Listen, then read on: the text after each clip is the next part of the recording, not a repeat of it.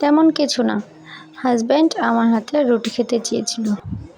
বাকিটা আপনারাই দেখুন।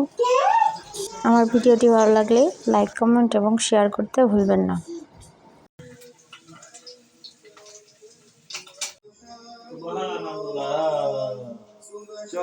হাজব্যান্ড, আমার হাতের রুটি। তোমার হাতের রুটি না তোমার হাতের খাবার। বিসমিল্লাহির রহমানির রহিম। আল্লাহ, এই হাত আল্লাহ রুটি আমি খাচ্ছি। বউয়ের হাতের যত জাদু আছে সব তুমি ফিরিয়ে দাও, আর তার হাতে যত অলক্ষণী কাণ্ড আছে সব দূর করে দাও। এই যে আমি রুটি খাচ্ছি, তার হাতের যত খারাপি আছে সব কিছু আমি এখনই খেয়ে ফেলছি।